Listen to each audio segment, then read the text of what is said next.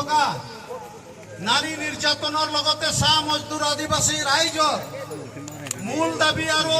সাংবিধানিক ন্যায্য দাবী, এই দাবীবিলাক আজি পৰ্যন্ত বৰ্তমান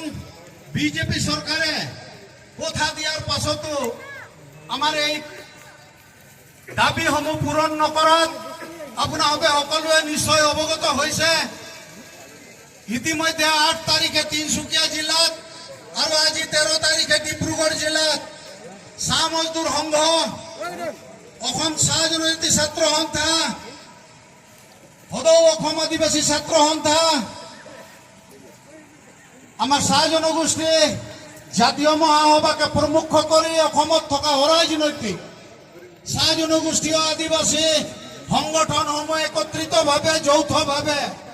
যি আন্দোলন আমাৰ অসমত আৰম্ভ কৰিছে লক্ষাধিক প্ৰতিবাদীসকলৰ জৰিয়তে, এই দাবীসমূহৰ লগতে সংহতি ৰাখি অসম প্ৰদেশ কংগ্ৰেছ কমিটিৰ মাননীয় সভাপতি শ্ৰীযুত গৌৰৱ গগৈ দেৱৰ নেতৃত্বত নিৰ্দেশত চাহ মজদুৰ আদিবাসী কংগ্ৰেছ বিভাগৰ উদ্যোগত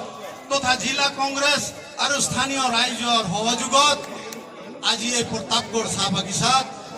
আমি এক সজাগতা সভা আৰু প্ৰতিবাদী কাৰ্যসূচী আমি ইয়াত ৰাখিছো। এই কাৰ্যসূচীত উপস্থিত থকা আমাৰ সকলোৰে প্ৰিয় নেতা, অসমৰ গৌৰৱ, যোৰহাটৰ সাংসদ, দিল্লী লোকসভাৰ মাননীয় উপদলপতি, অসম প্ৰদেশ কংগ্ৰেছ কমিটিৰ মাননীয় সভাপতি শ্ৰীযুত গৌৰৱ গগৈ ডাঙৰীয়া, আমাৰ এই কাৰ্যসূচীত উপবিষ্ট আমাৰ প্ৰাক্তন সভাপতি অসম প্ৰদেশ কংগ্ৰেছ কমিটিৰ মাননীয় ৰিপুণ বৰা ডাঙৰীয়া, আমাৰ এই কাৰ্যসূচীত উপস্থিত অসম প্ৰদেশ কংগ্ৰেছ কমিটিৰ সন্মানীয় উপসভাপতি, সাধাৰণ সম্পাদককে প্ৰমুখ কৰি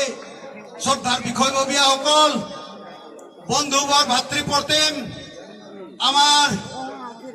সেৱা দলৰ চিফ দীপ বায়ন ডাঙৰীয়া, আমাৰ এই বিশ্বনাথ জিলা কংগ্ৰেছ কমিটিৰ মাননীয় সভাপতি প্ৰশান্ত হাজৰিকা ডাঙৰীয়া, আমি অত্যন্ত আনন্দিত। শোণিতপুৰ জিলাৰ মাননীয় সভাপতি আহিছে, বন্ধুবৰ APCCৰ প্ৰাণেশ্বৰ বসুমতাৰী ডাঙৰীয়া আহিছে, আমাৰ বিশ্বজিৎ দৈমাৰী হাজৰিকা ডাঙৰীয়া, আমাৰ ইয়াত অভিমন্যু দাস ডাঙৰীয়া,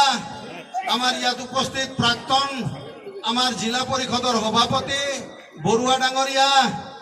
আমাৰ ইয়াত উপস্থিত আমাৰ ভাতৃপ্ৰতিম প্ৰেমলাল গজু ডাঙৰীয়া, আমাৰ বিশ্বনাথৰ সন্মানীয় নেতা নেত্ৰীসকল আৰু মোৰ চাহ মজদুৰ আদিবাসী কংগ্ৰেছ বিভাগৰ মাননীয় সভাপতি মুনীন্দ্ৰ সিং ভূমিজ ডাঙৰীয়া, অন্যান্য বিষয়ববীয়াসকল, আমি আমাৰ চাহ জনগোষ্ঠী আদিবাসীসকলৰ ন্যায্য দাবী আৰু আমি আমাৰ সমস্যাসমূহৰ কোনো ন্যায় নোপোৱাৰ প্ৰতিবাদত চাহ মজদুৰ আদিবাসী ৰাইজক লৈ বাগানে বাগানে আমি সজাগতা আৰু প্ৰতিবাদী কাৰ্যসূচী ল'বৰ কাৰণে 13 তাৰিখৰ পৰা 17 তাৰিখৰ ভিতৰতে 5 দিনীয়া কাৰ্যসূচী আৰম্ভ কৰিছো। এই কাৰ্যসূচীৰ আজি শুভাৰম্ভ আমাৰ মাননীয় অসম প্ৰদেশ কংগ্ৰেছ কমিটিৰ সভাপতি শ্ৰীযুত গৌৰৱ গগৈ ডাঙৰীয়া এগছি বন্তি জ্বলাই এই কাৰ্যসূচীৰ শুভাৰম্ভ কৰি আমাক তেওঁৰ শুভবাৰ্তা চাহ জনগোষ্ঠী আদিবাসীসকলৰ কাৰণে আমাৰ চৰকাৰ আহিবলগীয়া দিনত কেনে ধৰণৰ পদক্ষেপ ল'ব এইসমূহ বিষয়বিলাক আপোনালোকৰ ওচৰত তেখেতৰ বক্তব্য আগবঢ়াব। আমি প্ৰথম পৰ্যায় হিচাপ আমাৰ চাহ বাগিচা আৰু আদিবাসী অধ্যুষিত অঞ্চলত আমি তিনচুকীয়া জিলা, ডিব্ৰুগড় জিলা, চৰাইদেউ জিলা, শিৱসাগৰ জিলা, যোৰহাট জিলা, গোলাঘাট জিলা, নগাঁও জিলা,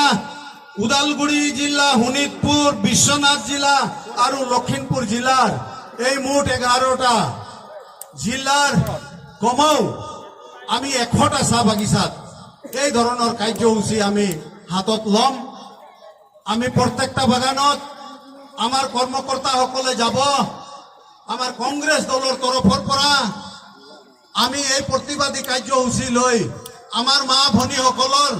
সুৰক্ষাৰ কাৰণে, নাৰী সুৰক্ষাৰ বাবে আমাৰ চাহ মজদুৰ ৰাইজসকলক বৰ্তমানৰ বিজেপি চৰকাৰে যি প্ৰতিশ্ৰুতি দিছিলে 100 দিনৰ ভিতৰত 351 টকা হাজিৰা বৃদ্ধি কৰি দিম বুলি কৈছিলে, আজিলৈকে কৰি নিদিলে। আমাৰ চাহ জনগোষ্ঠী আদিবাসীসকলক 6 মাহৰ ভিতৰত জনজাতিকৰণৰ ST মৰ্যাদা প্ৰদান কৰা হ'ব বুলি কথা দি আজিও আমাৰ এই কাৰ্যসূচী, এই দাবীক তেওঁলোকে প্ৰতাৰণা কৰিলে। বিজেপি চৰকাৰৰ 10 বছৰ হ'ল, আজিলৈকে তেওঁলোকে অসমৰ পৰা ইয়াৰ যিটো প্ৰতিবেদন, এই প্ৰতিবেদন পৰ্যন্ত দিল্লী চৰকাৰক আমাৰ এই অসমৰ বিজেপি চৰকাৰে দিব পৰা নাই। আমাৰ মাজত আমাৰ চাহ শ্ৰমিক আদিবাসী লোকসকলক